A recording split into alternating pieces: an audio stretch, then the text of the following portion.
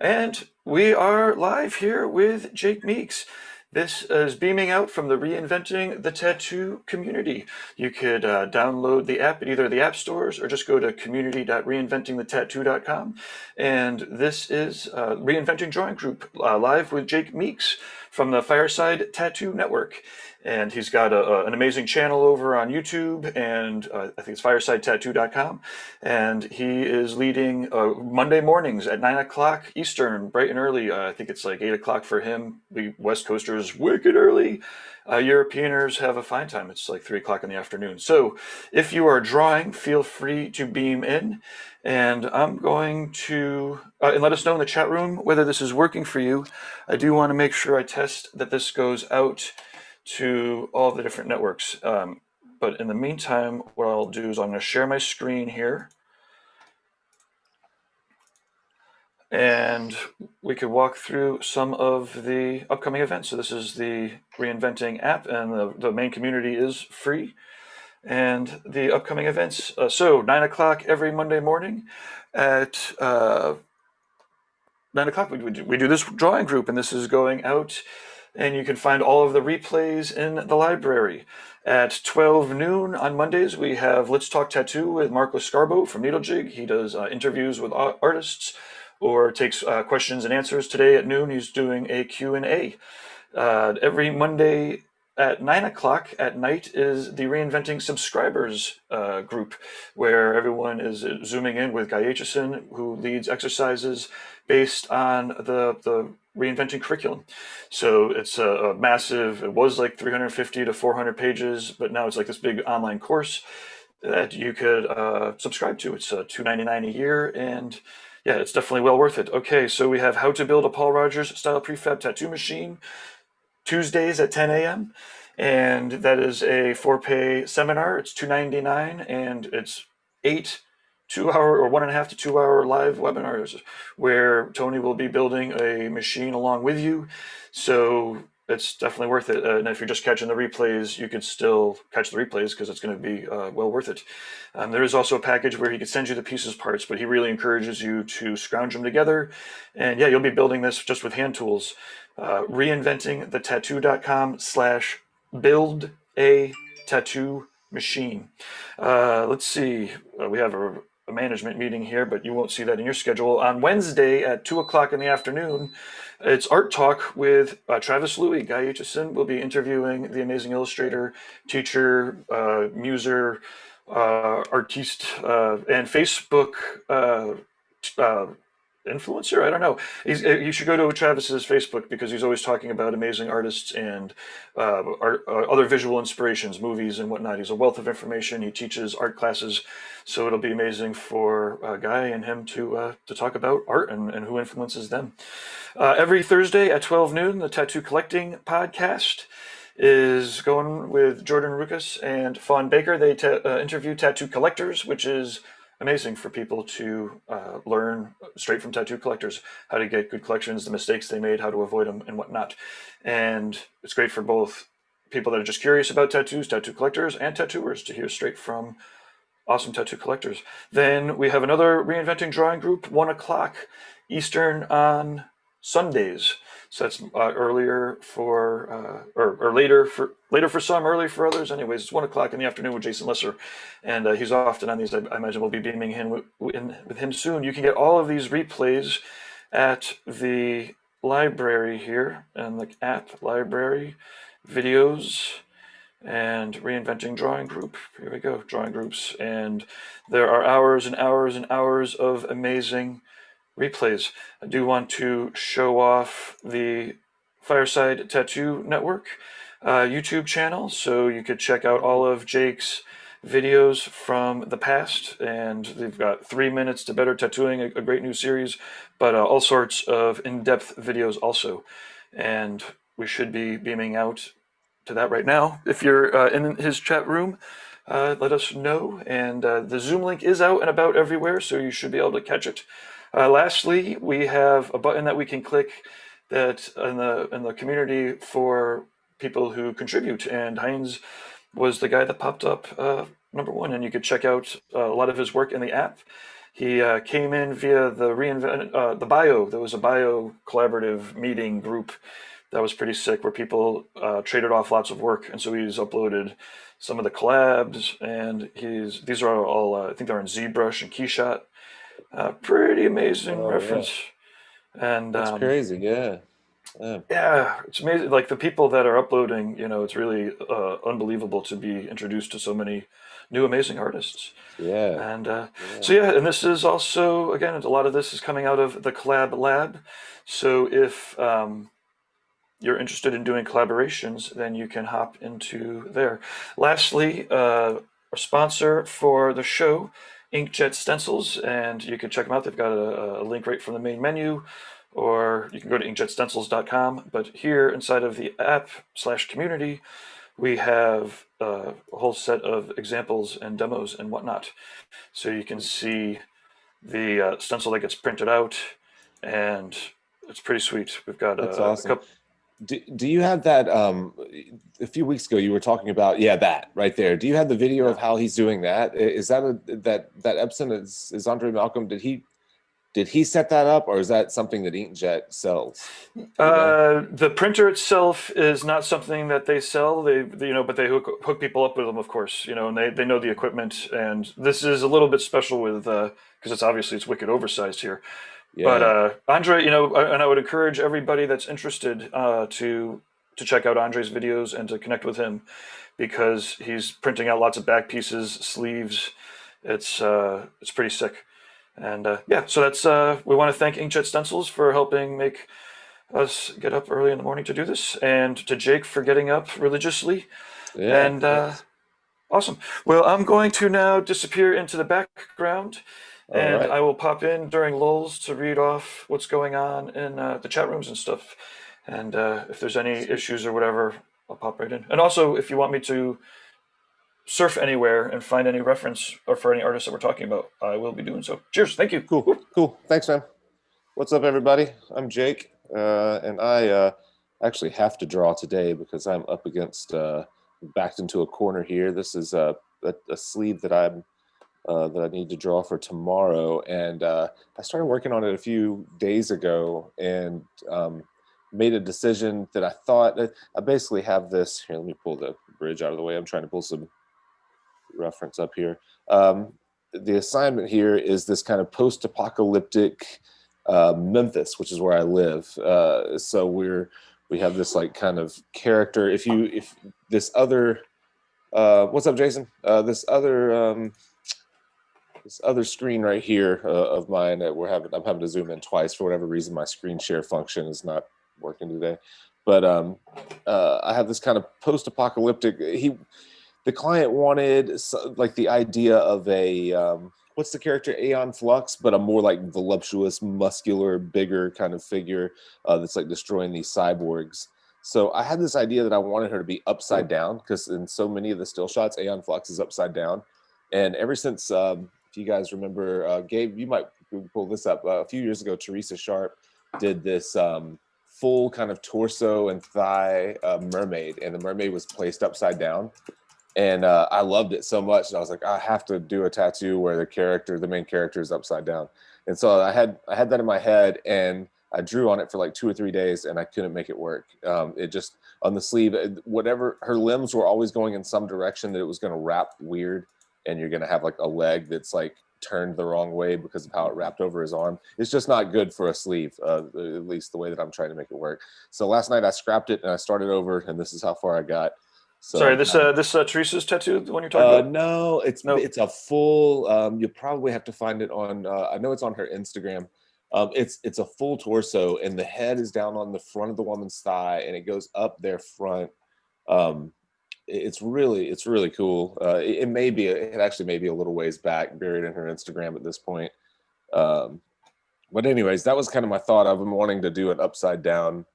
I've been wanting to do an upside down main character in a large piece for a while, but I couldn't make it work. So what I'm doing in this one, I started drawing this little kind of like cyborg head that she's holding.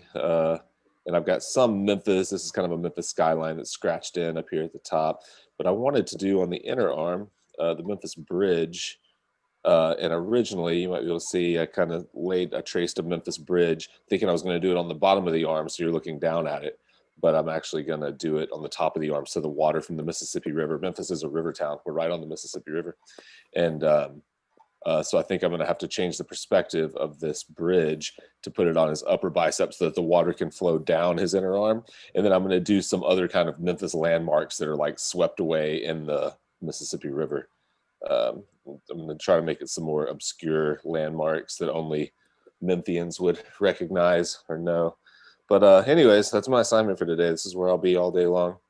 I'm drawing on the iPad today instead of normally I draw on the Cintiq, but sometimes when I'm assembling this stuff, the iPad's a little easier because I can just kind of screenshot and drop it straight in into the drawing here. So that's my goal for the day. What's up with you, Jason? What are you working on today? I got this thigh piece. I finally had a breakthrough when talking to this client about, going through. They wanted some nice roses and some flowers, some leaves, and I finally got happy with like a composition. So I, just going through and refining it, tossing it out to them, getting their approval, and then I have the appointment with them in a week and a half. So I'll be posting updates on that, as it's getting tattooed. Hopefully I'll be able to live stream it. And then, nice. just moving on from there. Where is it going on their body? So I actually went through and so I took a photo of their actual side, and they wanted to go like hip thigh kind of area, not too high with, by specifics. They're like, I don't want it going all the way up to my armpit. And I'm like, no, but it'll go up a little bit. So just generalized layout. As always, I prefer to draw on, a photo or something like that, just to get basic flow of the elements, and basic body structure and how it could potentially look. Obviously, if things need to be tweaked or rotated, that can be easily done on the fly. Are you going to face the roses down? Hadn't planned on it. I kind of like it. I think it's cool. Yeah. Yeah, I always try to face them up and, alternating directions. That way it gives it a little bit more of a flow. But I could easily rotate one or two of them. Not sure. It looks like in this photo that they're facing down. If I'm seeing the woman's torso, if I'm seeing her hip right, it looks like they're. Well, yeah. Maybe they're actually all facing up. So. Oh, are they? Okay. Here, I'm seeing it wrong. So, that's her shirt. Yeah, I'm seeing it backwards. Yeah. I got you. Yeah. Okay. All right. Yeah, I was seeing it. I just glanced and I was looking at it backwards. Well, that's cool. So let's see here. Epriz says, "Morning, fellas." Good morning. Pro Concept 1989 says, "Hey guys, good morning." Good morning. Brain Liquor 33 says, "Hello all, what's up?" Eprez, EPRZ, Eprez, are you doing it in a high contrast, black and gray? For mine, most likely. They're not a huge fan of color, so it's definitely going to be, lots and lots of dark in the snake, keeping the roses very, very light in value, to help offset that and contrast that. A lot of these leaves are going to end up being just very, very obscured. Just basic areas of shading, no form, no real outlines, just very soft and in the background. One or two of them I might throw some detail into and bring them more to the foreground, but, I'm working with, just a very pretty basic composition. Yeah, that's going to be awesome. And you're ahead, man. You're drawing for 2 weeks from now, or a week and a half. That's awesome. I try to stay as ahead as I possibly can. Yeah. Not me. Everyone tries to, but being that far ahead. Yeah, I'm not saying I'm always successful at it. Okay? Right, that's the challenge. Of course, my got a couple of batteries smaller ones later in the week that I still haven't even started sketching, but. Uh, Let's see. Some other comments here. We got Nichols Jonathan says, looks very detailed and amazing. Then just said, loves the idea. Roger Avery says, love watching you guys create. awesome. Thank you. And if Thank you, anybody thank you. wants Yeah, it's, to zoom in, feel free to click the links. Just don't be shy. Everyone's shy. No one wants to. Everyone's nervous when they get on here. yeah, well, it's weird to jump on. I got to charge my pencil for a second. It is weird to jump on and draw in the mornings with people that you don't know and all Oh, yeah. that. I'm sure. Let's I see. get that. Dean Brady says the roses are very nice. Yeah. Yeah, they look great. Russell Squid says hello. Slovenia Lanja says hi there. Ooh. Slovenia. Yeah, I good like that crew. name. TSILAVINA. Yeah, if you want to let us know where everyone's beaming in from in the comment sections, it's always fun to know. Yeah. That is nice. Jason, what kind of stuff do you have going on this week? I've got an Americana half sleeve in all black and gray coming up tomorrow. I've got a small little snake and peony, maybe the size of like a softball, coming in on Thursday. Another snake with a couple of lotus flowers on Wednesday. It's a good question what I have coming up this weekend. Yeah. How many days a week like do you snakes tattoo? and flowers. Yeah. How many days a week do you tattoo? 5. Okay. Gotcha. Yeah. And then I have an ornamental half sleeve on my friend Kayla on Saturday. So that one's going to be a lot of fun. Yeah. Hey, how do you like that earpiece phone or earpiece microphone thing you got going on there? Me, I love this thing. And that's Bluetooth, it's so that one of goes those to your like phone? bone can. Yeah, well, it's Bluetooth. It can go to my phone. Right now, I have it connected to my laptop. Yeah.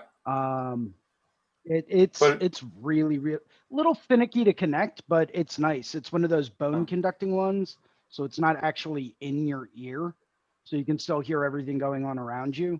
Cool. But it's really nice. Could you tattoo with that in there? Could I? Absolutely. Oh yeah, cool. You know, it's perfect clarity. It's not really touching anything. It's not going to fall out. It's got a little back connector. Well, next time you're doing a tattoo where the client wouldn't mind, see if you can connect that to your phone and then stream from the phone with that audio. That would be amazing. Yeah. We got to get that shit for everyone. If it's, I look at all of the different options, and then I'm like, oh fuck, I can't do this. So then I get smart. I'm like, I'm gonna look up like best headset wireless microphone to use with iPhone, and then it just narrows it down to like a dozen options. I'm like, I don't know which one of these dozen options. Am I supposed to spend $30? Am I supposed to spend $150? Like, and then I get analysis paralysis and. Yeah, we had talked for a little while about buying a few cheap mics, especially when everything went to virtual, and we haven't done much virtual podcasting because I don't enjoy it that much. But one thing that bothers me about it is that I'm afraid of the audio and video quality and connection and all that kind of stuff.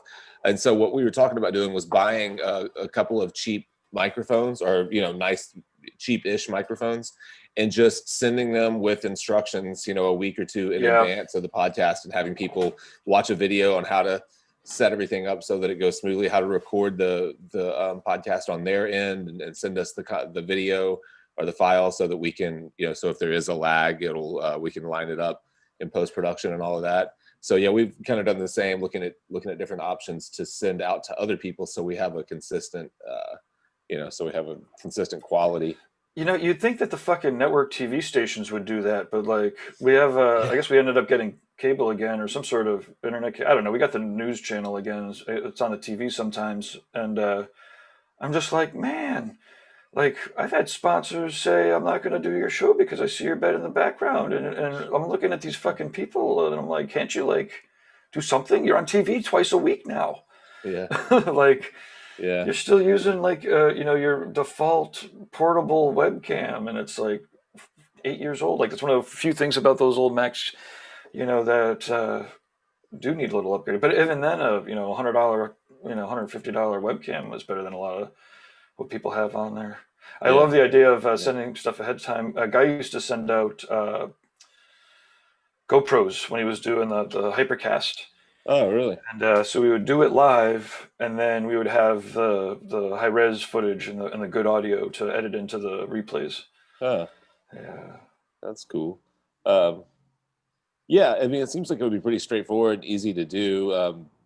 You just have to, you may have to do a test with people beforehand just to make sure they're lighting and everything. Well, like today, but the sun's coming in so crazy in my studio today. But if we had tested a little bit earlier, we would probably have caught that. Yep. Although sometimes, especially with the sun, it moves around a little bit.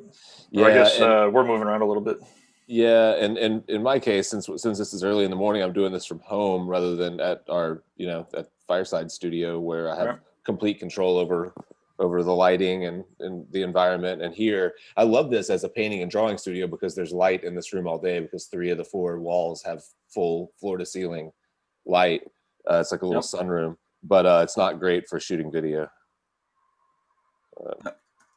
Oh well, works for this. Yeah, it works. So let's see.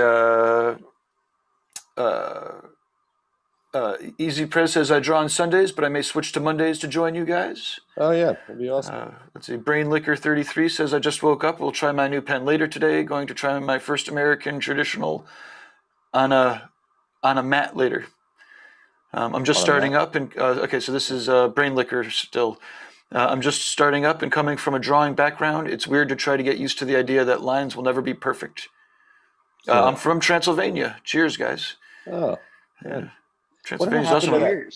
Whatever happened to that Transylvania show that was happening? Did COVID stop that? No, we ended up. Costi runs the. It's not Bucharest, is it? Is it Bucharest? Yeah, Bucharest. That sounds right. Yeah. And it's not Budapest; it's Bucharest.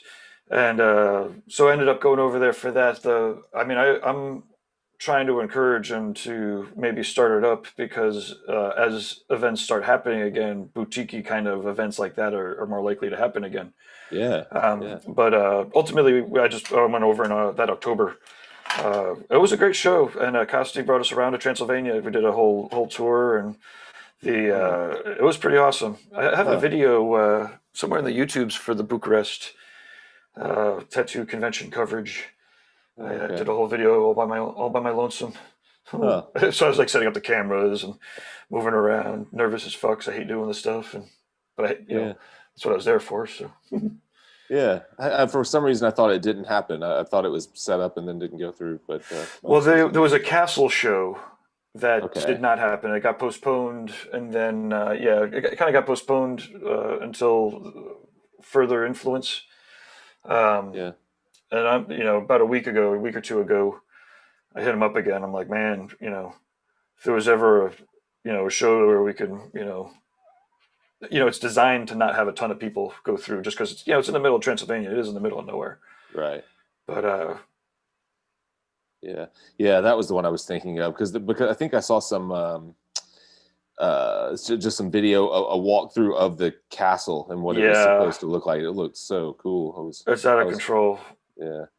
It's I'm hoping I'm going to lean on Costi for that and Alex for Venice. Yeah. If we can get those things up and going. I would love to, for when all this opens back up, I would love for my first trip to be to overseas somewhere. I was going to say Europe, but I don't really care. Someplace overseas. I feel like I got on a plane for the first time. I went and got my back tattooed in Virginia last week, which is why I wasn't here. And I got on the plane on Monday morning, and it's like the airport in Memphis was kind of a ghost town. It was pretty cool. It was like all of the security people, the TSA or whatever that check you, they're all in like much better moods, like making jokes. It's really relaxed, and I was like, it was pretty cool. I didn't have anyone on my row in any flight. I had one layover, so I had 4 flights, and for there and back, no one on my row, really no one around me on any flight. And but when I got on the plane, I was like, man, how long has it been since I've flown? And it occurred to me it had been a full year. It was the last time I went to get my back worked on right before COVID, because everything basically shut down in March. And I think I did a couple of shows early last year, but they were driving shows. I did Yep. Matt Stebley's show in down in cool. Mississippi, which isn't too far, and that was right before the shutdown. And I did the Space City show, which is driving distance for me. So it's like the longest I've gone without being on a plane in, I don't know, 10 years probably. But it was nice to be back. Yeah, I'm ready. It gave me the itch. I'm ready to travel. Yeah, definitely ready but patient. Yeah. I have been trying to figure out if we could do anything at Jiminy Peak in October. Oh, really? Yeah, I've got. I mean, it seems really soon, but on the other hand, part of me wants to just do like a fucking, Paradise Tattoo picnic. Yeah, yeah. You stay in your condo, I'll stay in our condo. They'll have the outdoor patios. It's very outdoors. It's very outdoorsy. Right. October, but October's close. It's no internet. It's hard to like. I mean, it's just hard to conceive of it. I wouldn't. I'm committed. I guess I'm committed to going to Brussels in November. Mm-hmm. But that's different. If someone else is ready to put on a show, I could go to one in November. Putting one on in October. Well, like I said, part of me wants to just be like, if anyone wants to show up, we could all show up and have a good distanced time, and make plans for the following year or something. Yeah, yeah. And the one in October, do you know if are you gonna have to, is like vaccination or something like that going to be required in order to go to it, or is? Yeah, I mean, I would imagine that. I mean, it would be we get to make that up, kind of, right? I mean, it would be our event. Yeah. Oh, okay. And That's so I guess ultimately, I'm kind of just gonna float it out there a little bit and see if it's even, if it's possible. See if it's even possible. Like, I don't mind waiting, but on the other hand, getting 20 to, I don't, on the other hand, if we just got like 20 people together, that works. Yeah. Right. It's but to that degree, yeah. I mean, I'm paranoid enough. Like, I'm not going to go hang out if everyone's not committed to being as safe as they could possibly be given the times and circumstances. And as far as the venue's concerned, they just do whatever the law says, which is either anywhere between 25 and 50% capacity, et cetera, et cetera. Mm-hmm. Yeah, that's what I wondered, is if the vaccine will even be, or any vaccine will be available to people like our age by then. I think they're doing it by October. I don't think so. Yeah, I would hope. I was watching a thing with, or reading an interview with Elon Musk the other day, and he was like, "We're going to have way more vaccines than we could possibly ever use in anyone's lifetime, because of how it's like they're producing so many, but the logistics of getting them out is such a big deal. And then once that's solved, there's going to just be like hundreds of millions of leftover vaccines." I mean, if there's one thing that we hopefully could all agree upon across the aisle, is that the response was either non-existent because they didn't believe in it, or clusterfuck because it was intentional. But one way or another, it was not, Yeah, the amount of waste that's going into this recovery is astronomical. Yeah, no doubt. Hey, Melissa. Good morning. Good morning. Really good morning. Hey, what's up? Morning. What's going on? What are you working on today? The same thing I started last night for the paint jam. Yeah. Did you wrap up the one from, well, I guess it was 2 weeks ago, so I guess that one is finished. The one with the kind of with the elements and everything? Yeah, that one's sitting out at my shop, hanging out in the window. Sweet. Were you happy with it? For the most part, once we did the critiques and stuff on it, I went through and kind of finessed a little bit before I put it up, and then it was, a couple of days for me to clear coat it and all that kind of good stuff. Yeah. Well, good.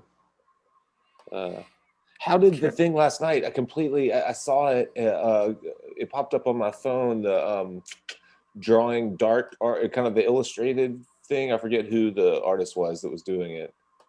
The mythological stuff. Yeah. Did anyone tune in on that? Was that pretty cool? Yeah, that was fun. Leo is was the guy who led it from New Mexico. Okay, is he a tattooer or was he? Yeah. He's like a fantasy illustrator, tattooer guy. I think we met him at one of the Paradise Artist retreats out at the Tamia. Yeah. I meant to I meant to tune in for that, and I got I was frustrated with this drawing, and I scrapped it and started over. So I was in a different world. I trying to figure out what my plan was going to be. Well, let me try something out here. I'm going to screen share if you're interested in the replay. Yeah, I'd love to see I believe we'll see how well this works. I'm going to do this on the fly. So if you go to the app, check out go to the library. And then we have our video section. And then we have our art jam section. And here we go. Monsters and Mythology with Leo Gonzalez. Sweet. Holy Nice. shit. I don't want to sound surprised that this is working, but here we go. Just like it's supposed to. Yeah. And it's like a two hour, and he's got tons of reference and talks a lot about Nice. prep. And I was tuning in the background, but I don't know. I'll have to go People through. joined in. Maybe I'll go through and listen to that as I'm working on this today. I wasn't familiar with him, but the few pieces that I saw that were put up in kind of to advertise the drawing night art jam, were super cool. So that's awesome. I do want to. That's why another reason I'm so frustrated with this guy. It's out of my element, but I've just gotten to where I'm looking at the really great illustrative tattooers so much. And part of it was getting this piece started by Andy and watching his preparation process and going through the workshop that he and I just finished up together. And then I've just been looking deeper into just really great illustrators and illustrative tattooers, and trying to tell a story with your work, and even if it's like your own story and then the client doesn't even know what the story is, it's I don't care. It's just so much more fun whenever you can create a narrative and combine stuff that you wouldn't normally combine because the story requires it. And it's just something I've never really done. I always just draw, I just do a lot of oversized flowers and stuff like that, I feel like, and I don't tell a lot of stories. Yeah, and, the drunk critique that I had all the illustrators. It was pretty sick. It was a bunch of the Illustrator Masterclass illustrators, and I've seen so many critiques at this point. The tattooers. It's you watch 100 hours of tattoo critiques, and you're going to figure out the 6 main paths that you're sniffing down. Yeah. And it was almost a completely different set of paths. They were like, well, what's the story? To your point, what's the story? Why does the character have that expression on their face if this is what the story is? Right. Wait, what exactly is the priority? If this is what the story is, why is the minor character overtaking the main point of the story? And it was pretty amazing to go through it. And they also, of course, had visual critiques. But it was a lot less technical with tattooing. It's very, a lot of how it sits and the contrast and how it will age, which is all obviously exceptionally important. Yeah. That's the kind of stuff I'd like to start kind of moving into. I was talking to my wife just over the weekend, actually, about I was complaining about my neck or something hurting from a long tattoo day. And we were talking about just how much longer I might keep doing this, like tattooing. I only tattoo 3 days a week, but it's still their long days. And I thought I'm 40, almost 45, and I was like, by the time I'm 50, I would like to just be designing. What's up, Patrick? I would like to be just designing my own pieces and selling those, kind of like what Teresa's doing now, where she'll do, but not quite on the scale that she's doing it. She's doing 10 or 12 full sleeves or full back pieces and then kind of selling those off for the year. But I think that would be a fun way to transition to whatever the next phase of tattooing is for me, is just to try to move into something I'd really like to do, like this illustrative style tattooing, large scale illustrative style, and just take my time, take a month just preparing the drawing, and then sell that, try to sell that one tattoo, and maybe try to keep 3 or 4 going at a time and get my tattoo days down to 1 per week or 1 every other week or whatever it ends up being. But anyway, that's just something I've been kind of thinking about doing. Sweet. Yeah. So we've got a couple more things in the chat room here. Let's see. Brain Liquor 33 says he's in Cluj, where I live. We used to have yearly conventions made by the studios in town. That was pretty rad. Let's see. E. Perez says, Jason, I'm glad to see you are not going with a viper head on the snake. Not that there's anything against the 8 trillion viper heads, and a lot of them look really cool. But anyways, okay. Jake, do you feel that conventions and traveling helped push your passion to progress? Yes, absolutely. I've struggled through this with just I mean, I depend on the the podcast to meet people who are doing interesting things. We when we go to conventions, if you've ever seen, like, we're kind of like a well-oiled machine. Once we get there, we've done so many of them. It's I've got 2 guys that travel with me, and like we get set up, and then they start walking the aisles and looking at portfolios. A lot of times in advance, we've identified a few people that we're podcasting with, but one of my favorite things is for all of us to kind of walk the aisles, look at portfolios, and find someone that's doing something really unique and try to get them to sit down with us. And then you don't really know what your line of questioning is going to be. You don't know where the conversation is going to go. And that's my favorite part of running a tattoo podcast is just the kind of like happenstance. We've met some of the coolest people, like people who've become lifelong friends, who've been really inspirational, who I like now. I follow every time I'm stuck, I look at their work and I follow what they do, and I'm trying to figure out what I can pull from those folks. So yeah, I depend on conventions. I need them to because I'm not in a shop. It's just me. So there's no one else to bounce ideas off of besides my client, and after a while that gets there's only so much you can learn from your clients. But what about you guys? Anyone else? Conventions have been like the mainstay of my inspiration and just like driving force in tattooing. I mean, even if, and I did this for probably 2 or 3 years, I would fly to Europe and take vacation and, not work at a show, but I would just go and attend. And I would just walk around and I would get an idea as far as what are people coming up with? How are they working? What's their process like? Who's inspiring me? I got to meet Dean Sacred at the London show the one year. And that was an unbelievably religious experience. I mean, he's just such a nice guy. And his work is unbelievably clean and solid. Just a huge inspiration to me alone. And I know that there are other major people out there like Steve Butcher that have looked at Dean's sacred stuff, and Dean's tattooed Steve several times. It's actually going to be, it's now on my bucket list since, I don't know if you heard about the London show, but it's now on my bucket list. Instead of working at the London show, it's now fly to New Zealand and get tattooed by Dean. So to me, that was just an unbelievably powerful experience. And when I got home, I just sat back and I was like, all right, I need to go harder. I need to start working on refining my process. Just from talking to him and just a few of the little art tricks that he was using just completely changed my perspective on a lot of things. Yeah.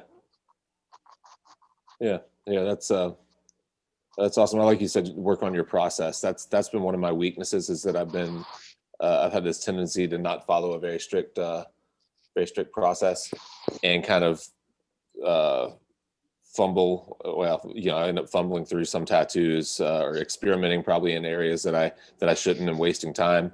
And that's one of the things. Spending this time talking with Andy, he was talking about how he. Maybe it was something you guys put on, Gabe, but he was talking about going and doing, working with some of his favorite illustrative tattooers and trying to pay attention to what separated what they were doing from what he was doing. And this was probably 5 or 6 years ago. And he was like, all of their processes were so much better defined than mine. They really knew what they were doing. And he was like, and I noticed that like at the end of the tattoos, all of them were coming back to really small needle configurations and tightening things up, where they were adding texture with the really, really, small, like the color lines and things like that. But they all did things in a very particular order. And he was like, I didn't really have an order. I was kind of like, just winging it. And I realized as he was talking, I was like, oh, that's still what I do. I get the basic minimal kind of stencil on the skin. I don't like too much information in my stencils. And then I just kind of wing it. But I think I end up wasting a lot of time and maybe not getting to the results that I'm looking for. Most all the time I look at a finished tattoo, a large tattoo, and go like, oh, I should have made this decision earlier. And really, I should have made that decision before I started the tattoo, probably. Yeah, I'm the Melissa, exact you have any convention stories or any thoughts about the influence on conventions? Um, so I'm in my own little world where I'm at, 'cause it's just me. I usually went out to conventions and stuff, a couple of times a year, all local. I haven't really traveled out of state at all. But that's because I was fairly new going into it. First convention I was going to be tattooing at got postponed. So I've always been kind of like springing out for inspiration elsewhere, whether it be through YouTube or, online stuff, even if it's not in the tattoo world. So I've always been like driven in that sense to find things to inspire. I do miss going to convention. It's always been really an open experience. It kind of rejuvenates, because you get to actually see all these people that you've been following and whatnot, and take all these classes. And I would say that's a definite thing that I miss. But at the same time, all this online stuff through reinventing has been absolutely amazing, in that regard, as far as bringing that kind of back to possible during this time. I don't know if that really answers the question, but Yeah. No, it'll be really fun for everyone to be able to get back together again, and now especially in the event world, everyone's like everything's virtual, and then it's going to be hybrid. It's but really the mix. So when everyone gets back together again and is like, oh my God, you're not just like random characters on the computer screen. You're actually real. It's going to be pretty fun getting back together again, but the barrier for this to happen is already broken down. So as opposed to before when we were streaming, to the tattoo conventions, and people would go home and not necessarily engage. Now, everybody that is able to watch this, at a tattoo convention. So if we were, for say, beaming this onto the stage at a tattoo convention, all of a sudden people are going to really start to get the idea of, oh my God, I could be the, artist that's beaming into these. And it's just fun. It's amazing watching the, to your point, I guess, a lot of the sharing and the knowledge sharing and inspiration happens, on the computer as much. Maybe not quite to the same scale yet, but it's watching somebody teach a class, and then watching that inspire a couple dozen people for the next 2 weeks, and then watching them pass that along to other people, who are then passing it along to other people a couple weeks later. It's pretty amazing. And yet, but to the question, I guess, and I can rant for conventions on. Oh, actually, wait, Patrick. Hello. Let me spotlight you. And what do you have to say about tattoo shows and conventions? Let's see. I live pretty far away from a lot of places, so if I do get to a convention, I'll probably go maybe once a year, and it'll be the cheapest and easiest way of doing it is just to catch a train and then sort of hit and split, so they're great because they allow me to get work done by artists that I wouldn't ordinarily be able to visit. And so, I can say, for instance, I'm having work done by a hand poke artist who lives in Brighton, which is like south of London. So for me to get to Brighton, it's a nightmare. But there's a convention which he's started going to in Bristol, which is easier for me to get to. So when that's happening again, hopefully I'll be able to sort of get some work done by him. But the other thing then is, I'm quite aware that tattooing at a convention is not necessarily for everyone. Do you know what I mean? There's sort of, I imagine quite they can be quite sort of stressful environments. You're sort of outside of your normal zone. But having said that, I've had a fair few tattoos at conventions, and sort of never been upset. So yeah, where I live, there isn't a local one. It will be nice to get going when things get going again. I mean, we've even looked at the possibility of renting a coach or a van for the day, and then getting a load of clients and sort of chipping in for petrol money to sort of do a day trip out there.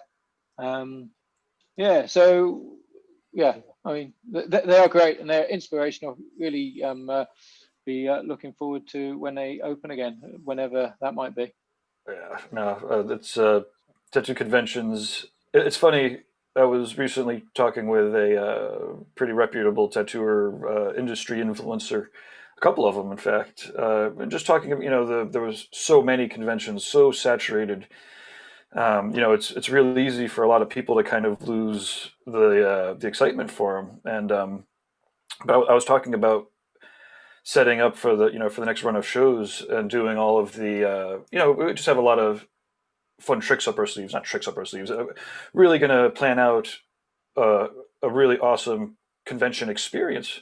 Through reinventing. We can have meetups. We could do art jams on Friday nights, and brunches for subscribers, etc. And but the artist business owner was like, really, you want to go to conventions? Like, there's so many easier ways to you could just spend money on Facebook ads or whatever. There's so many other ways to reach people, and they're so kind of a lot of them are so eh. And I'm just I mean, for me, it's such an opportunity to show an experience that we appreciate.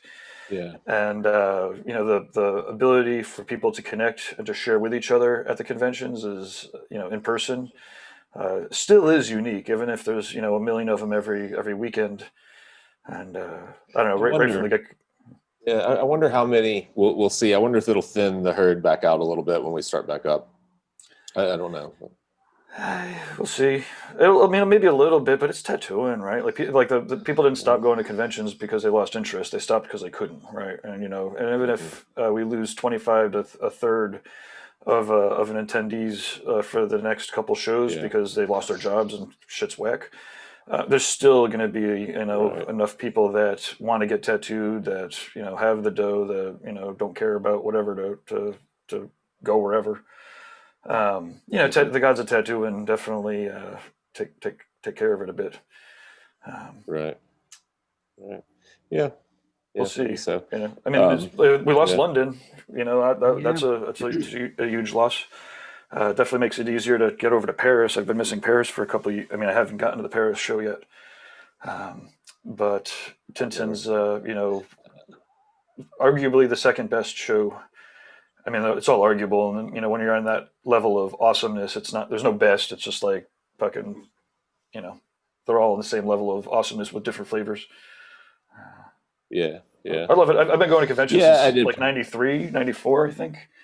And just to wrap up my little spiel, I could talk forever about conventions, but I don't tattoo at any convention. I don't tattoo. And the ability to be inspired, to network, to meet people. I swear I haven't been to a tattoo convention because I've been doing this for so long. There's not a tattoo convention that I've ever, lost. Everyone's so concerned about money. Like, I've never lost money going to a convention. It might have taken me 15 years for people to be like, "Hey, remember that AM Jam show? You weren't an asshole then, and you're not an asshole now. Whatever. I'll buy this or whatever." At some point, if you're, being productive at the shows, you might not make the dough right then and there, but the tangible positive effects that are possible, as you were saying, lifelong friends and allies, from meeting people in person, at the shows. Oh, actually, just one more last thing, there's been people that I've been texting every 2 months or 3 months to try to get a hold of to do something cool, and for one, I don't get offended when they don't get back to me. But so then I'll see them at a convention that I went to on a whim. I'm thinking some pretty heavies, and I see him smoking a cigarette. I'm like, oh shit, hey, you know, nice catching up with you. Did you get my texts? And they were literally like, oh yeah, I did. Sorry I didn't get back to you. Let's do it. Yeah, right. And I'm like, oh man, like if I didn't hop on an airplane and fly out to California, with 2 weeks notice because I needed to get here, like I was, biting my fingernails that I could have, to make it worth it. Yeah. All of a sudden one conversation like that, and boom. Yeah, it is funny the difference in you were talking about someone mentioning it's more cost effective to buy Facebook ads to reach people, but it's like there are ways that there's something about, especially with tattooers, it seems like there's something about just running into someone in person and what they're willing to commit to or how engaging they are completely depends on seeing them in person. They won't respond to emails. I mean, I'm guilty of it too. I don't respond that well to emails at all, but if you run into me at a show, then I'm more willing, I'll sit and talk all day. So. Yeah, I really feel like that is the essence. It's what makes tattooing as generous, as we were saying earlier. It can be very generous. Mm-hmm. It's one-to-one and it's tactile. It's like something that you can hand poke into somebody else. It doesn't. And I know this. I'm completely ancillary to the process. No one needs me to poke holes in their friends and show them a good time to come back for more. Now, obviously, I work really hard and come up with some cool stuff to produce value. But really, at the essence of it, tattooers don't need anybody that's like, I need Instagram or I need Facebook or I need email or I need website. Like, act like, not if you're an awesome tattooer who shows people a really good time, gives them 10 business cards and asks them to tell their friends. And I swear, you can pick up 90 clients, that way. Yeah. And if you can't do it that way, then, anything that you're doing on Instagram or email or, ads or whatever is just overcompensating anyways, Right. Not that, I'll certainly buy Facebook ads and shit and you'll see them around. And hopefully we'll be refining them to be a little bit more on target, on brand, but yeah. So we have a new Zoomer Shamrock tattoo. Welcome. Oh, sweet. Hello. How's it Can you hear going? me? We can. Yes, we can. Oh, brilliant. Well, thanks for letting me join you guys. Looking forward. Going back to design, I've been extending some old work done by someone else, and I had to do a bit of research in shapes and forms of biomechanical. Yeah, those look fantastic. So Nice. I had to transfer it slightly from more organic to more mechanical parts. So I've been going from like the organic shapes they had it already into more like metallic shapes. We're doing a bit of mishmash from both sides.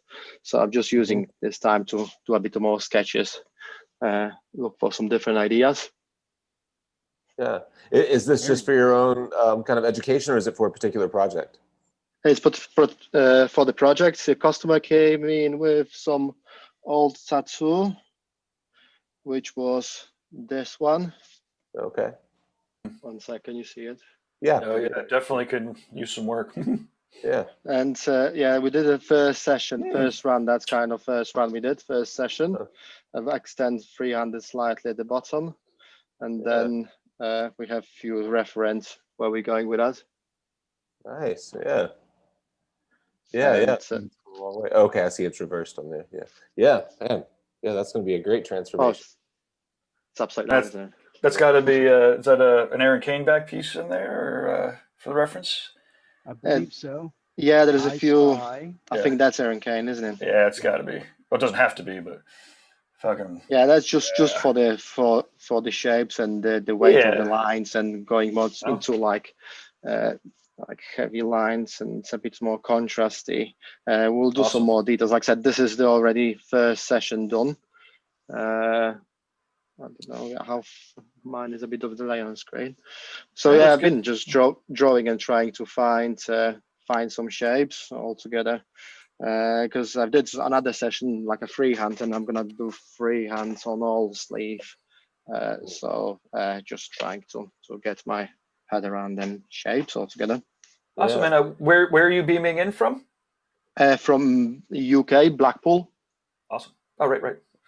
And how did you find out about the stream, if you don't mind me asking? I'm subscriber from Reinventing Tattooing. I've been there Ah. 2 years now, second year subscribed, and I've got Nice. I've just ordered biomechanical. Like I've been following guys for quite a bit altogether. Awesome. Yeah. And the an app that was just like the reminder. I've just installed the app yesterday. Cool. So I've been using that. So kind of that helped me to find out about today's event. That's exactly why we have an app. Yeah. Yeah, it does work. Definitely does work, and I'm gonna spread the word around as well. Thank you It's very nice much. to watch people. You know, it's kind of it's hard. We are in a full lockdown. We can't even go out and meet people. So it's hard to get inspired and hard to get motivated to do something. So I'm trying to kind of go back and start from like the basics and start watching seminars and all sorts just to keep up with like drawing skills. To refresh it, you know, from the basics. It's a good time. We have 2 months, so I think it's gonna be a good transition. Yeah. In regards to conventions as well, yeah, I'm missing them much. You know, they've cancelled everything. The Brussels convention, that was one I was looking forward to. I've been last year and this year, or year before, and this year I was supposed to go twice in May and November, and unfortunately that was cancelled. So yeah, there's loads there. Like we normally do like 5 to 10 conventions a year, UK and Europe, and I was planning actually this year travel a bit further away. I've got a few customers from United States, so I was planning to go overseas and do convention. Yeah. It's frustrating, sad. Maybe later in the year. Gabe, wasn't isn't Brussels the one we were just talking about? Yep. Kim's show. I'm Yeah. committed to going back over. So this November. Yeah. And half of me is insanely excited to be making plans again, and the other half's like November. That should be enough time. If we can't travel internationally by November, we've got some other serious issues going on. Yeah. But I did the show I don't know 5 or 6 years ago maybe. I remember hanging out with Conrad from Cheyenne at the time. He was may he rest in peace. He was great. But it's very it's got a relatively rockabilly kind of sensibility. Kind of inspired by the Ink and Iron shows out in California before those went away or imploded. I think that ended poorly, but they used to have the Queen Mary. They'd have all of the hot rods out, and but it was cool. Usually I prefer the shows that I do. It's like we're really dorking out just on tattooing or art with as fewer with a couple distractions, a couple parties, but usually like the raging party tattoo conventions. Well, I could go to enjoy. Anyways, it was great. Brussels is great. I'm definitely excited to go back. We're definitely, we're doing a series of seminars, so we've got that, putting that together. And it's going to be the first show that we're actually committed to setting up at and doing stuff at. So that'd be awesome. I might have to tag along on that trip. Everyone's obviously more than welcome. We'll have a real good time. We did, not for tattooing, but my wife and I went to Brussels, Bruges, and Ghent. It's been, our son was young, so we probably went 10 years ago, but we had so much fun. What is the big kind of center in Brussels with where they, what I'm talking about? It's like I know where there's the Peeing Boy. I spent more of my time in Antwerp. That's in Antwerp. I actually worked on video games there in the mid-90s. Oh, you've told me that before. I forgot about that. That was fun. I was smoking weed and blowing weed out the skylight in the office. But I worked on Smurf. It was Smurf games. Yeah, I'm gonna check out. It's 9 o'clock. I'm gonna get to my other thing here, but it's good to catch back up. You guys feel free.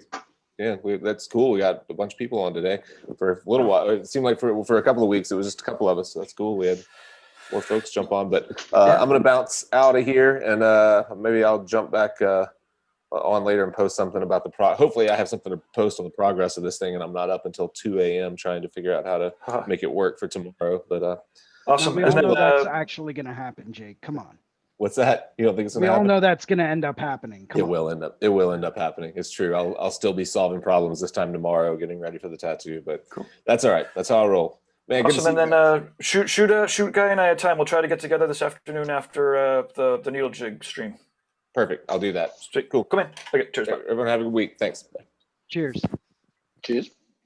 Someone in the chat room was asking if that was AmJam in Syracuse, and the one that I went to was still, I believe it was in Schenectady, at the Schenectady Armory, and it was the year after Guy and Paul were there, and because we were all excited to go and see Guy and Paul, because they had both done this convention last year, but it was full on biker. AmJam is not for the light of heart, but things have changed drastically since the mid-90s biker convention scene. Anyways, yeah, so that was the show, though. Yeah, I think you even started to see a major shift in that. As late as like the early 2000s. I remember going to one of the first shows I ever went to was one of the Philadelphia conventions down when it was at the old Wyndham Hotel in Center City, Philadelphia, which I believe is now a Sheraton. But I just remember the first time I ever went, not a big deal, walking around, super amazed. It was an absolutely incredible time, just blown away by everything. And then I noticed riot police marching up and down the aisles. And I was like, what's going on? This is like, is there, something happening that I need to know about? Well, it turns out that this was way before they had any kind of no colors, no patches, no affiliation kind of sign up. And there were two rival biker gangs that ended up showing up. And I think they ended up getting into some kind of a massive brawl. And the riot police showed up to help kind of, squash anything else that might be going on. But it was absolutely intimidating just to see that and just to see how much of a presence they actually had. Oh yeah, I remember. I was not there that year, but I do remember hearing the stories. I think I did the Philly show once, and it was like, holy I mean, I could have a good time anywhere, and I'll love to go back to it at some point. But it is a tremendous amount of people. Yeah, that's the understatement of a lifetime. It's so having attended shows like Paris and London, Rome, whole bunch of different ones across the US. I still to this day, I have yet to find a tattoo convention that is equal in size alone to the Philadelphia Tattoo Convention. It is absolutely unbelievably massive. Yeah, I think the numbers wise, the only other contenders I might put out there would be Tattoo Week in Rio. I think it's like 50 to 60,000 people through Tattoo Week, but all these numbers, I'm sure Philly's, obviously they're all, again, at that point, they're all, when you're dealing with over, multiple tens of thousands of people, it's tremendous. But yeah, it's crazy. Philly's a nuts show. I remember like I said. Yeah, it's huge. It's almost to the size that like it's getting to be, in my opinion, almost comical. Because it's like, oh yeah, how many booths are we going for this year?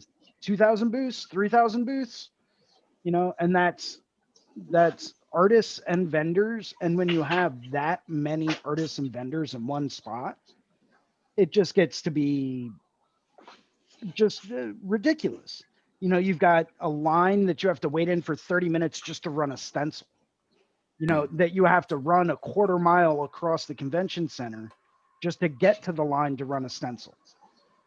it's in my opinion, it was just getting to be absolutely ridiculous, to the point that I actually debated for several years, do I really want to work this show again, or do I want to maybe start scaling back and working something else? And it has nothing to do with like the organizer or anything like that, but it is the organizer's hometown show. So he knows Yeah. all of the people in the area. So of course he's going to get a lot of turnout for it, and he's going to book the biggest venue possible. And in order to book the biggest venue possible, he needs to make sure that he's got enough, artists and vendors to facilitate it and not have half of an empty area. So it's, I mean, the vendor and the organizer puts on a solid show. I've worked several of their shows. The organizer is Villain Arts, which is based out of Philadelphia.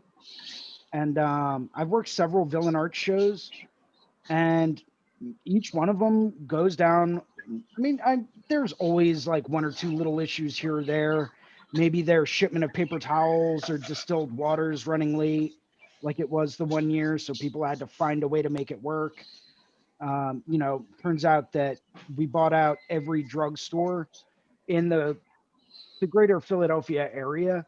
We went there, and all of the artists on their own went out and bought their own distilled water and paper towels.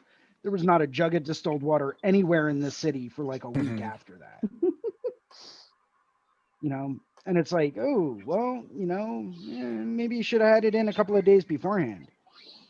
But everything ended up working out. We all kind of banded together. Those of us that didn't have distilled water, we all helped each other out. It was, I'd see someone across the aisle that needed some and didn't have any, or we're talking about, oh, what do you mean they were completely sold out? That pharmacy was 6 miles away. Like, how did they not have any? And so I'd walk over and I'd be like, hey, listen, I've got a jug. If you guys need some, let me know. Feel free to come over and grab it. And that's that community aspect of working at shows that I really miss, is just meeting new people. Met a really good friend of mine named Nick. He's a tattooer down in Georgia at a place called Straight Edge Tattoo. I met him at the Baltimore show one year. We were working across the aisle from each other, and, he, just a great guy. Went down, did a guest spot at his studio, and it was just an awesome time. I've met a lot of other people, just randomly at shows, not even really thinking I was like, oh yeah, I'm going to go here and I'm going to network. No, it was just kind of coincidental. It's like, oh, I get to talk to this person. Awesome. Next thing you know, you're, sending each other text messages on your birthdays and, inviting them over for family dinners and stuff. But that's the tattoo community that I really truly miss during times like this. It's, just getting together and networking with people and meeting new people and new perspectives and, having that community aspect. So that's just my 2 cents on the whole thing.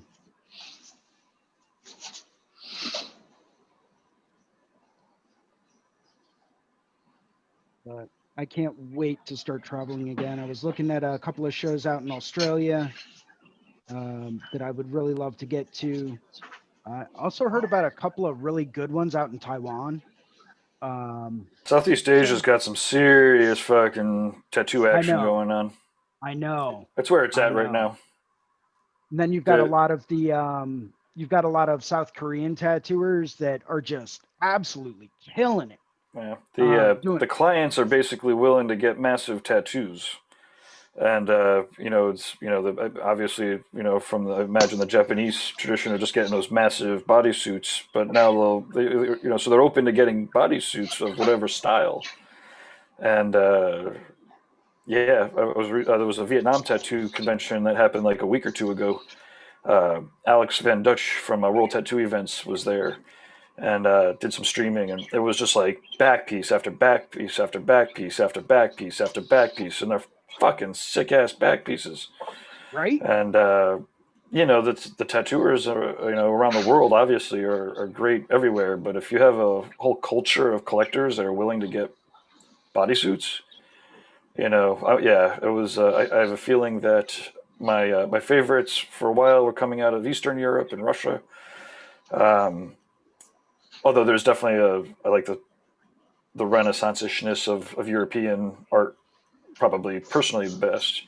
But yeah, just seeing some of this work that's coming out of the Southeast Asia and just in Asia in general, I think the clients are going to allow the tattooers to have the next decade is going to be coming from there. I think we'll see. I mean, like I said, especially everyone's.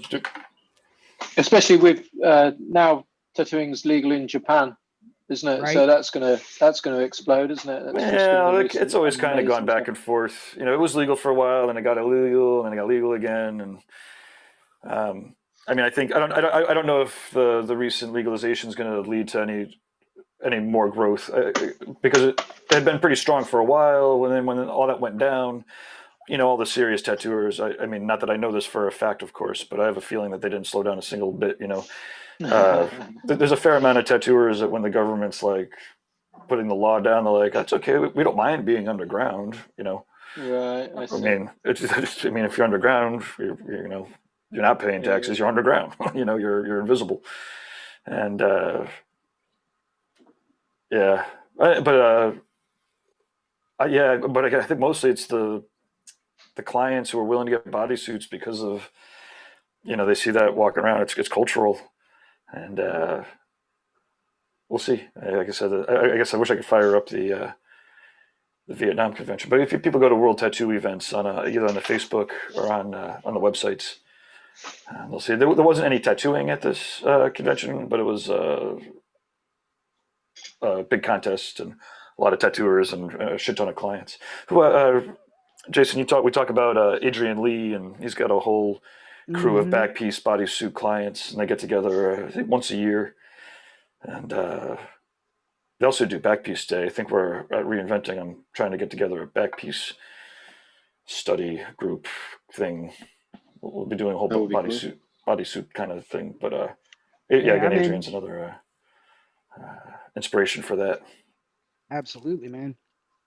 I still keep going back to the one art show he put on years ago called Suits Made to Fit, where he had, all of these different, artists from around the world.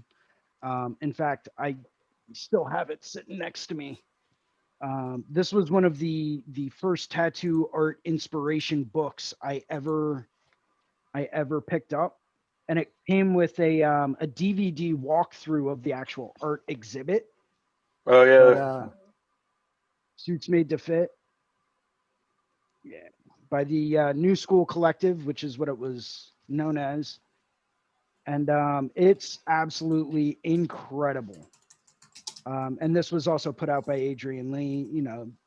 Guys like Grime, Jason Kundel, Adam Barton, Ron Earnhardt, Paco Excel, Phil Holt, Horitaka. I mean, I'm sharing off Analog's catalog here, analogtattoo.com. And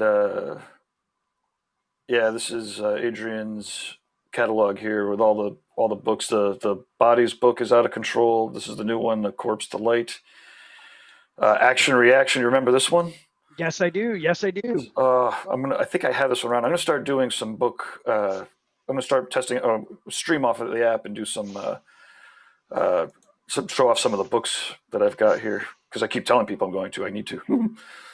But yeah, Adrian and all that shit's fucking out of control. Yeah, you got some. Now you got your cool. Yeah, I'm just flipping through a couple of pages, giving people a little preview. Rock of Ages right there. Boom, perfect inspiration. But I just remember I've actually almost worn through. If you, I don't know how well you can see it, but the spine is starting to go because I've flipped through it and studied different things so many times. And it's just, it's insane. It's absolutely insane. Different mediums from different things and different people. And it was done in 2001. So yeah, he's been doing crazy shit for a long time. Let's see. Okay, so Caroline Evans in the chat room. Good morning. I've worked Philly at its largest and smaller shows like Lyle's St. Louis show. And the community you are talking about, I have found at all of the shows I've worked, and I miss it as well. Yeah, that's Caroline Evans. She's a great tattooer. I think New Jersey, maybe? Hey, Caroline. Yeah, thanks for tuning in. Yeah. Yeah, I'm actually so I think Philly is slated to go again in September. And this is actually, Gabe, something I wanted to reach out to you about. I was thinking about, trying to get any of the Reinventing subscribers or anyone that's even watching this now. If anyone wanted to get together during that show in the greater Philadelphia area and go through, maybe go out for dinner or something like that, get together, do like an art jam one night. Yeah, definitely. I'd be more than happy to facilitate and host. Yeah, we'll definitely be doing meetups at all the major ones. September, yeah, this is where we're, presuming vaccinations. That's where it's slated right now. So sure. What time of the year it's Philadelphia convention? It's usually in January or February, which is really, really cold. But they postponed it this past year, and they're moving it to I believe it's the end of September. And actually, the California show too just did the same thing. What's the one that's in Pasadena? Golden State. They just moved up to mid-September. A lot of shows. Yeah, it's crazy. A lot of shows are still going to be postponing. I definitely dig Derb's style and just booking everything for 2022. And probably a much safer bet. The shows that are not relying upon, but feature a lot of international people and a lot of travelers. Well, this is what I'm thinking. Just trying to arrange something in October, like, there's just people can't buy plane tickets and shit. So we have another Zoomer. Hey, Nick, how is it? I imagine it's Nick. At least it's Nick's iPhone. Yeah, that's me.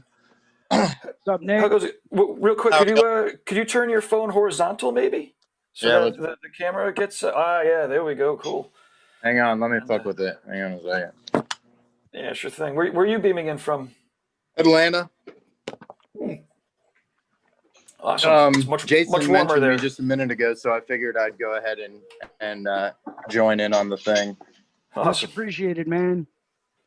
Yeah, I really enjoy watching. Just drawing while other people are drawing always is inspirational for me, so I figured I'd speak up a little bit. I'm not real good at talking in front of people, so I start to get a little nervous and whatever. I'm a lot better at watching, but I figured I'd try to join in. Nice. Well, don't worry. There's about 20 people total right now at this point. So the replay will be up forever. So don't say anything stupid. That's leave that to me. Who else is watching? Bruno's watching. He's he beams into these a lot, but I don't know if he's going to join today. But he's in the chat room. What shop are you at in Atlanta? Straight Edge. We're actually in Woodstock. We're about a half hour north of Atlanta. Cool. We had Jason down a couple of years ago for a guest spot. I met him at the Baltimore show, which y'all were talking about conventions. That's the biggest one. There's I've the done. connection. Yeah, exactly.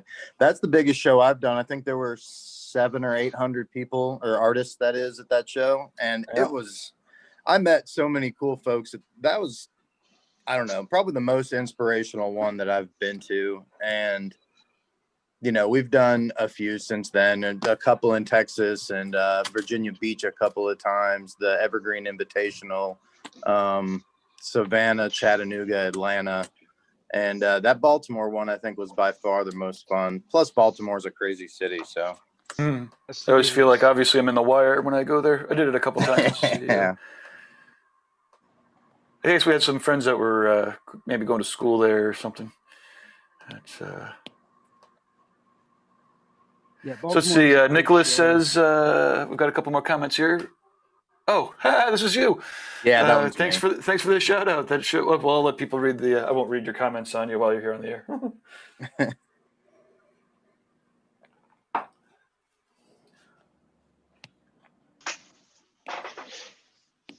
It's kind of funny. I was just thinking about. So there was the Am Jam back in the day. I remember another one that I did was the Sacramento tattoo convention. Like my daughter she must have been 1 or 2 years old. So this is like 15 or 16 years ago. And this was definitely one of those, we flew across the country to kind of do a little family vacation, go to a tattoo convention, write it all off and all that. And within the first couple hours, it was like serious HA biker kind of territory. And I was like, okay, well, probably not going to keep my newborn around the convention as much as I was hoping. But it was a pretty fun show. I was out there with Nick Baxter, and I remember it was the time when he met Adrian Dominic, and Adrian was getting tattooed by Nick, and it was fun to watch, them kind of meet and connect, and yeah, it was fun. And from that show, Adrian ended up moving out to New England to tattoo with Nick for a couple of years, and yeah, that was fun. It was another fun show. Again, even if it's like now like a Hell City or something, or like the London show where there's, a lot of, it's, a little bit more handpicked and curated. There's always, more, progress to be made, I suppose. But any of the shows, you could always find the right tattoo people.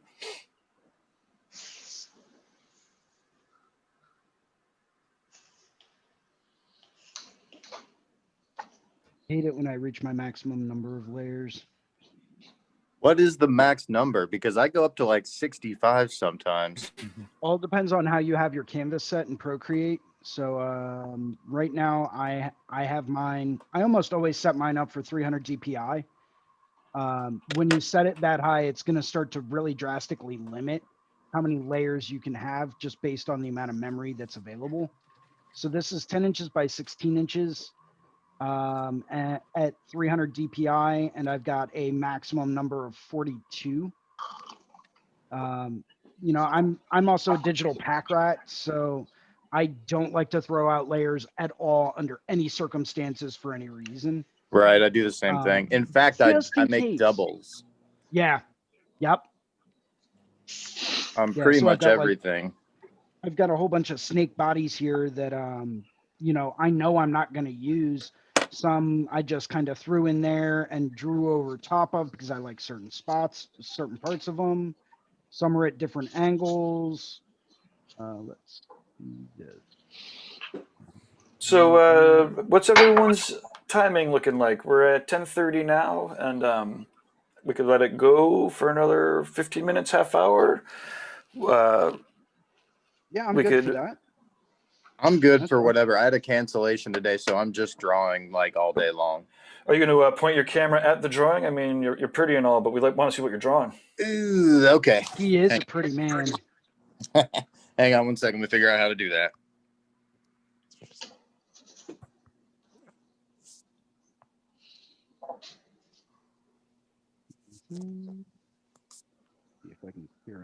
So I'm doing this sort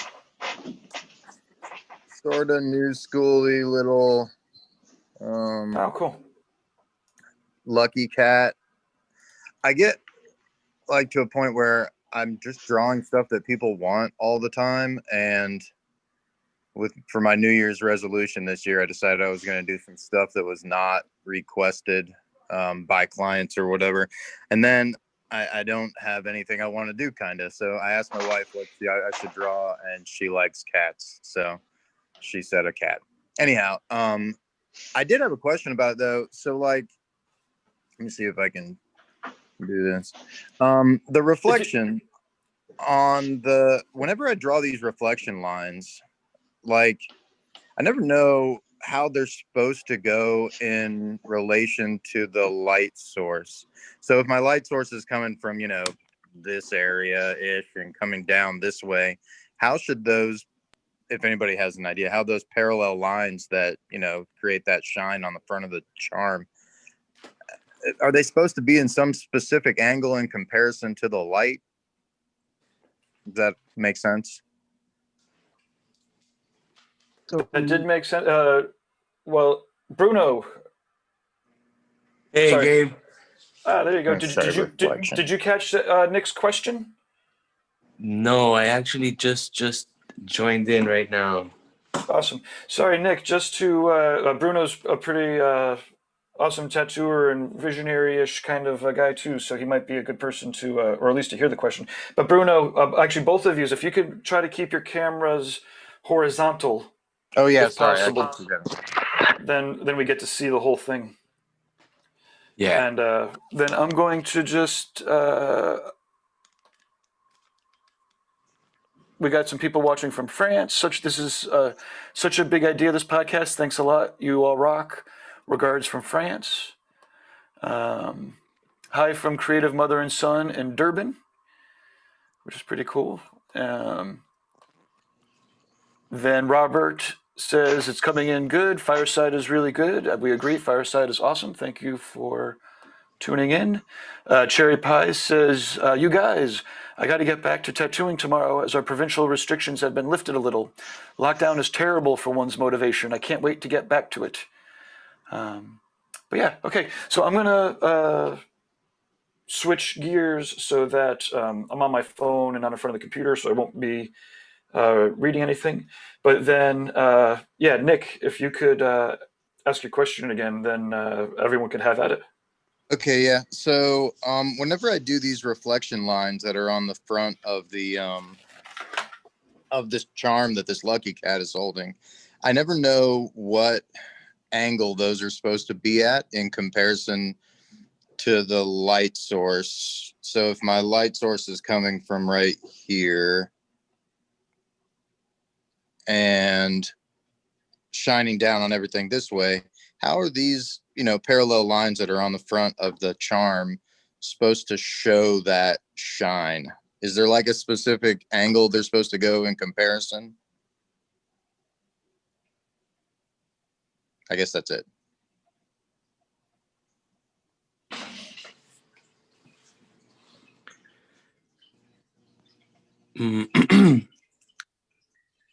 Bruno, what Yeah, do I you think? apologize. Can you repeat that question? Sorry. No problem. So I'm just wondering if anybody has information on these lines that go on the front of something that's metallic that Uh-huh. show that reflection of the light, like what angle they're sort of supposed to go at compared to the light source. I always just kind of put them on randomly, and I don't know if there's some, proper angle. Right. Well, that's a good question. The reflections. Oh, sorry, guys. The reflections altogether is not the light source. It's the elements you have on the front of that charm altogether. The black lines, they're not happening from the light source. The lighter would be. So it depends on what you put on the front. So it's kind of like with the metal reflection, what I do with biomechanicals as well. It's kind of, you can work with the flow of the design to make it work. But the highlights, I think it's kind of like you have to have the neon lights, the tubes to actually give you the stripes on the metal parts, to have it along lines like this altogether. So it's more like a horizontal line or elements on the front of it, like so that's what I think from my experience. What about Cool. Bruno? That makes sense. Yeah, no, that sounds about right. I mean, anything that has to do with the reflection of something like metal, right, would be directly linked to the surroundings. So yeah, that sounds about right. But it is a good question as far as like, what angle it should be in. But at least it seems like that angle works really well. Yeah, I think so. Maybe combining slightly. I mean, I don't know if it's taking it too far, right? But like adding a little bit of some of the surrounding tones, like a hint here or there or something. But it's looking dope. Thanks. Love So- your contrast and pattern there. What's that? I love your contrast and pattern because you have this nice, smoother, metallic surface next to this pretty intricate pattern on the that panel on the front of the Lucky Cat. That like honeycomb pattern. Mm-hmm. I really liked having like the dual textures there. Yeah, Really it just pushes looked that weird point with forward. nothing. Yeah. It was empty at first, and it just looked strange. But I'm happy with it. Like I say, I try to put out something on a daily basis that is not for a client, and then if somebody ends up buying it, fine, or put it on a T-shirt or whatever. But I just try to put out something different every day now, and it doesn't always work out, but lots of stuff. One of them I did recently. This one's going. This one got picked up by a client. We'll be putting it on. Nice. In a couple of weeks. Yeah. Oof. That one was super fun. I actually started drawing this one during lockdown in like May, and I was going stir crazy just making designs constantly. And then we got to go back to tattooing, and I had like 50 unfinished drawings. So I've just been trying to put some time into working on them a little bit. What's everybody else working on? I'm working on this like hip thigh piece for a client in 2 weeks. Just getting it, roughed in. Nothing super crazy just yet. Just kind of blocking in, shapes and forms, values. Right now, I'm trying to figure out how I want that tongue to work. I'm gonna have it, jutting down in between some of these roses. We're doing all high contrast black and gray. We're going to keep the flowers pretty light. A lot of the petals in the background are just going to be dark, flat shading. The scales are going to be pretty detailed and strong with a lot of contrast in them. Same thing with the underbelly. So, yeah, it should be a fun piece. I think I might get rid of some of the leaves in the final piece, but right now I'm just really working on refining the composition of it. That's what's How about up. you, Bruno? Nice, What are you man. working on? I'm kind of adding the finishing touches on the Monday night exercise Nice. with the different elements like the mushrooms and the frog and some of these leaves. And yeah, man, just kind of wanting to finish it up and turn it in. Having Yeah, I'll fun be with it working though. on I really mine. like the way the circle kind of like frames the situation. I agree. Yeah, I really like that, man. I'll be working on mine a little bit later today. Nice. Yeah, hopefully I'll have it done probably just in the nick of time to submit it. Mm-hmm. Yeah, same but, here. I got a couple of things on my plate for today, so we'll see what I actually have time to accomplish. Right. But it's something I was working on for a little bit longer the other night, just trying to get it together, and then it was like, ooh, no, wait, I forgot about this appointment coming up. Yeah. Yeah, man. Now I have to draw like a half sleeve, so I spent most of last night doing that when I should have been working on my assignment. So it is what it is, though. Exactly. Yeah, sometimes it becomes a little tricky, right, to manage and like juggle all the different things that we want to do, right? Because we get, Absolutely. so many things get us excited, but there's only so much time, and so there comes that point where you gotta prioritize. And yeah, no, I feel you, man, and it's not always easy to do.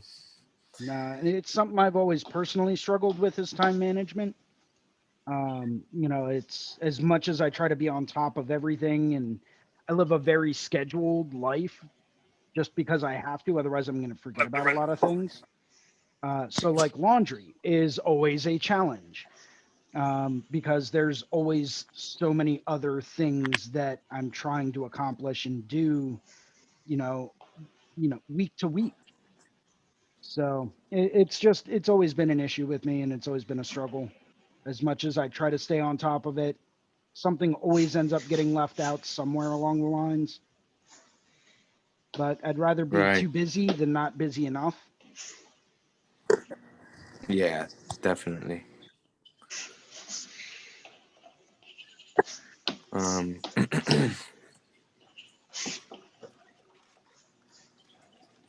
yeah, clients designs, are usually what I'll put in the front of the line. Try to uh, get as much of that side of things done, and then kind of like try to find some time to relax into something else, usually painting or working on these exercises. Yeah, that has been one of the saving graces of doing all of these exercises, is that it now forces me to take that time and unwind and work on those, as opposed to before I would just sit down with maybe my iPad in my lap and I would just be sketching and doodling, and nothing would ever really come of it, Mm-hmm. but this is actually giving me something to work towards. Sure. Yeah. And it's always interesting to see, what others in the group, have been doing to, uh, and just kind of feed off of each other's ideas and approaches, and that side of it is really really cool. How differently we can all think about the same thing, right? Yeah, I think what really opened my eyes to that was when we had the tiger back, or the tiger sleeve cover up exercise, and Uh-huh. just looking Right. at the different approaches that everyone took, and how, okay, well, you know, you could take it this way, or you could take it that way, or you could blow it way up in front, and you could really detail everything about it, or you could kind of go back through and you could do it in this manner and it'll look just fine. It's not, good or bad or anything of that nature, but it's just a different approach, you Exactly. know. So it's always refreshing to see ideas in that aspect. It Um, is. Yeah, it's a good example, like the tiger one. There were very, very different approaches, and mhm. um, and it's just a new, it adds to the vocabulary of your mind when you think about different directions that you can take. Um, it's like you're thinking with more than one brain, right? Like kind of thing, Right. because you're taking in from other people's perspectives, and not to copy or anything, obviously, but just to learn from the approach and from the vision, right? It's like, yeah, I never thought of looking at it in that aspect, or maybe doing it in that way or in this way, so it's just nice for Yeah. inspirational purposes, because it really does allow you to sit back and be like, oh, that's something I never thought of before. Mm-hmm. That's a really good idea. Maybe I'll try that on my next tattoo. you Mm-hmm. know And the fun Exactly. thing is, if you don't, when you're working with somebody else who has a problem, you might be able to pass on, some strategies for things that you might never even actually encounter, but other people might. Right. Yeah, that's one of the cool things about like art fusion too, for example, right? Whenever you take on a little like art fusion project with somebody, like you know, it's your work, but it's going in directions that, like something that you contributed to, but it's going in directions that you never could have thought of taking it, right? right. I think that's going to give me a pretty decent composition. Let's go back through, and we're just going to mark our center line. And then I should be ready for the final line drawing. It's been very productive today. Nice. Where's that going, Jason? It's like a hip thigh area, so I don't know how well you might be able to see it. So like this is the photo that I took of the person's side, and did my approximate measurements from, you know, say here to like up here, figured out how big I need to make it. I'll probably end up shrinking it down a little bit more, but they originally wanted to go from like the top of the hip down to, you know, a few inches above the knee. And then, you know, when I was talking to them within this past week, they said, yeah, so I think I want to move it up a tiny bit more, you know, maybe go a few inches above the hip area. And it's like, okay, cool, perfect. You know, now I'm just trying to sit back and debate with myself as to, okay, how is my negative space? Do I need more negative space? Do I need less negative space? You know, how am I, does it look too busy? Is it going to have the softness that I'm looking for? And that was something that I really discussed with them is what kind of a feel do you want this to have? Do you want it to feel, you know, soft and elegant? Do you want it to have more of an edgy kind of like, you know, I'm tough kind of feeling to it? And they were like, yeah, I'm looking for something a little bit more elegant, a little bit more soft, not necessarily, you know, super crazy feminine, but, you know, just something a bit more soft and elegant. It's like, okay, cool. And then just, you know, going through and working with that and taking that in a certain direction, because with roses and snakes, it's very easy to make things look way too masculine, way too edgy, way too hard. It can go very easily in a couple of different directions. So I always like to figure out, especially with open-ended subject matter such as this, okay, how do you want this to look at the end of the day? You know, what kind of a message do you want it to send? You know, and if they're totally open, like most people are, then cool. Yeah, easy. Let's do it. But every now and then you get someone that just doesn't really know, and they're like, I don't know, do your thing. And it's like, yeah, but that's not, no. I almost hate it when people say that, just because there's so many. It's like, listen, I'll do my thing, but I can't guarantee you'll like it at the end of the day. Exactly. We're all so different, you know, like I appreciate the trust, right? When somebody says something like that, but you know, the client and I are gonna be so different in so many ways that, like, most likely, like, if somebody tells me draw whatever you want, I'm probably gonna want to do some bioorganic or something, you know, and you know, like, it's not necessarily something that, you know, is that common, right, for people to be into. And so it's like a good example, right, that I give them, like, well, if you tell me that, I'm gonna want to do some bioorganic, you know. Yeah. And so the more direction, right, that you get before you take over, right, like, it's definitely gonna help the artist, you know, achieve the design that the client is looking for, because otherwise it's just like such a large range of directions that one can take, that it's, you know, it's not guaranteed that it's gonna be what the client's gonna be into, right?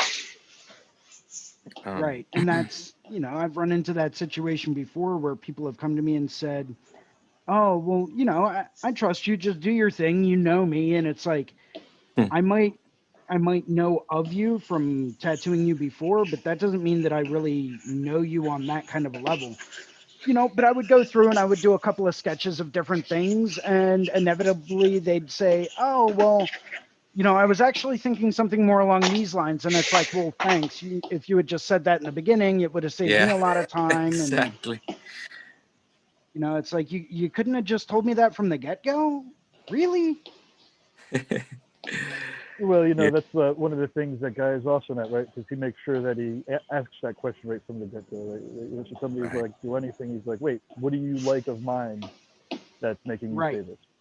And, you know, so it's a good way to shift that right around from the get-go. Because it is pretty, I mean, it's an immense amount of trust, right? When someone says do anything. And but yeah, it's like I said, I remember hearing Guy a couple of times just be you know, really patient with people. He's like one of the most patient people in the world, you know, sometimes. And yeah, just ask them right away. Okay, boom, like we can cut right to the chase. And what do you like about these pieces? You know, or what I think what he asked is, which pieces do you like, and maybe what do you like about it? And inevitably, there you go. All of a sudden, you have you know, a couple different key points to work off of to go in, so you don't get like super lost. Yeah, that actually circles back to something I was talking about yesterday in the Sunday afternoon drawing group, where my friend Casey was jumping in. You know, I'm one of those people. I like freedom within constraint, as oxymoronic as that sounds. You know, give me a direction to run in, give me a subject matter, give me, you know, a general idea, and then I can run free. But until that happens, you know, until I have like a general idea of what I think you want and what direction you want to head in, I almost don't even want to even approach the topic of tattooing them, because I know they're not going to be happy no matter what I come up with. So it's a very fine line when it comes down to a lot of different things, but you know, I try to make the best of it, you know, to my ability, and try to address all of those questions and issues at the forefront every time if I can. That way everyone's expectations are out on the table. Then no one can be upset or disappointed, and I'm not going to waste time, Right. and they're not going to waste my time, and life is Yeah, you good can, for everyone. yeah, you can feel confident about like putting a lot of energy into it, you know, because things were already discussed, you know, and because you know sometimes when things haven't been discussed enough, and I'm working on the design, you know, I'm like hoping that, you know, like because a lot of energy and time is being put into it, and I'm just hoping that, you know, I won't get like a surprise, like, oh, but I like it, but you know, so I try to make sure, you know, and I like it, but let's do something different, you know. But so I try to really squeeze out, you know, like as much as I can on that first consultation, you know, try to make it as clear as possible that the more that they give me, you know, the better chance we have of putting together what they want, you know. And so yeah, that initial consultation is so key. And you know, the more that time passes, the more that I understand that you know, I need to get the information that I need from it before I can start drawings for my own peace of mind and for the best outcome. Right. Because at the end of the day, you know when you're not that confident in a drawing or a design, you know that, and you can feel it right off the bat. And if you're not that confident in the drawing that you have for that tattoo, then it's people are going to pick up on it, and then they're not going to be confident in you to provide them with the best possible outcome. Right. I mean, don't get me wrong, I'm far from, you know, confident in everything that I do, just, you know, hazards of being an artist and all, you know, where I look at everything and put everything I do underneath a microscope to such an extreme extent that it's like, why do I even bother anymore? But, you know, that's just my own self-critiquing, and I tend to be my own worst critic. So I've kind of come to accept that.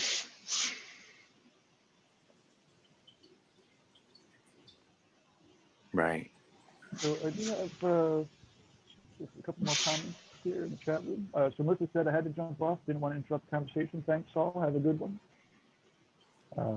Steve Powers says, good morning from Ontario, Canada. Actually, he just said morning from Ontario, Canada, but I'm presuming it's good morning. And then Chris Tadgic says, another good morning from Ontario, Canada. LOL. So a couple people from Good morning, Ontario guys. in the chat room. Good morning, everyone. Yeah, I'm probably Good going to morning. be, I'll be available for maybe another like 10 minutes, and then I definitely Yeah. have to jump off and go. Yeah, we should definitely do the kind of Well, I'm gonna hop off on my phone and get back on my computer, but then do the everyone can talk a little bit about their work, about the best ways to find you, and then yeah, we'll keep it up. Awesome.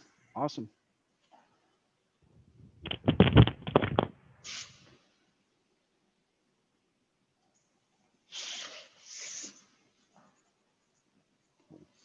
Yeah, design's looking dope, man. Thank you. Thank you. Yeah, like I love the way that snake is like going through the whole, like going through all those roses. Like, yeah, I really like the way you distributed the elements. Yeah, it was something I went through so many different drafts of this composition, just figuring out, you know, basic flow and structure of it. How can I get the most visual movement out of the snake without overcomplicating things and without making it too busy? You know, and then, okay, do I want, you know, what areas do I need more movement in? And, you know, how is it going to fit right with the body? So I always like the concept of, you know, kind of climbing up and then maybe turning and looking back to see where they've come from. So, and if you look at any of the snakes that I draw on a regular basis, and it's like, I have a huge affinity for drawing snakes. I don't know why, but if you look at most of the ones I do, the head almost always comes up and then turns back to see where it's been coming from. You know, I don't know why I do it that way, but I've done it that Works. way for a long time. Gives me a nice way to end it, but it also factors into like creating another sense of dimension, right? Because by having that head turn around and come back, you're creating counterflow to the way that that body is moving and the motion that gets created throughout the piece. Nice. You know, so it in a sense visually almost creates like Guy always talks about like the 3D figure eight, right? To create a sense of depth and movement and motion. Right. Right. Well, that's, you know, a rough idea of what I do, because if I pull this up, and give me just a quick pencil. So from here, you have your basic shapes, right? So you've got this guy coming around this way. You've got a spherical shape here. So that's going to lend your eye this in this direction. You have a very hard, rigid line bringing your eye back up this way. Another sphere, right? With this line kind of coming down and bringing your eye this way. Then you have part of the body here, bringing your eye over in this direction and then up. Another sphere, bringing your eye back down. And then from here, this is bringing your eye back up and around and kind of swirling down here, more or less just to fill up movement and space. Right. So there's a distinctive visual flow going on in this composition, which is something I almost always try to include in it. And then to counteract all of that swirling, looping motion, I'm probably just going to put a very bright white tongue cutting through the whole thing in this direction to kind of cut back through, so that your eye is going to be constantly moving from here around in here, and then around in here, and then around back over into this area, and then back up, and then back down. Wow, you know, just nice, as like man. my standard, you know, three flower composition, I always try to incorporate at least three major areas of focus, but spacing them out and staggering them out enough that everything flows and fits right. Super interesting. Yeah, I always take a very almost mathematical approach to composition. I like to work a lot with like the divine proportion, the golden ratio, you know, so I know things are going to be visually interesting and visually appealing. Right. Like it is in nature, right? Like if you, Exactly. the more that you imitate nature, the more chances of success, right? Because we're naturally attracted to nature's patterns. And so, right. Yeah, like when we reapply those in composition and especially when you're like guiding where you want the attention to be, right? Like Could be very effective. Yeah, man, that's a really cool trick that you just showed us. Yeah, that's something that, you know, it takes a while to get the hang of, is just directing someone's eye. But when you look at, say, the old Renaissance masters, right? They had ways of forcing you to look in one specific spot. You know, and one of my absolute favorite images to reference for that is Caravaggio, Saint Jerome. Right. You see what I'm sharing right now? The Caravaggio section on the app. Yeah. So one of my favorite religious experiences was going to the Villa de Borghese in Rome, and I actually got to see Caravaggio's Saint Jerome in person, and I was just standing there and studying it for probably a good 45 minutes to an hour, just looking at his composition, looking at where are his areas of focus, where are his areas of detail. You know, where does he put the most emphasis, and where does he put, you know, his maximum amount of contrast? It's very, the way he did it was almost mathematical in nature. I mean, if you look at it there, right? If you look at that specific image, it's a perfect example. And I wish I could, actually, I think I might be able to, can I annotate on this? I don't know. We definitely ought to wrap it up though. I think I can. Let me just try this real quick. And we'll see if this works. If it doesn't, I hope it does. But so if we look at, you know, area of focus here, you have diagonal line here, diagonal line here, area of focus, diagonal line, area of focus, you know, and then very, very vague, you know, very loose. You have very little minute detail in all those areas, but you have your visual lines with one intersecting angle, right? So you're going to have, your eye is naturally going to be forced to look at this spot because you have circle, circle, all of your direction from those major focal points is now forcing you to look down in this area. And you see that a lot with a lot of different Renaissance paintings, is they force you to look at a specific spot. You know, and also if you look at the amount of contrast and light, almost pure white, that's in the 3 focal points. Yep. Nice, man. So, good but if you look at observation. the amount of white there in the head, this is the one that I was talking about the most, though.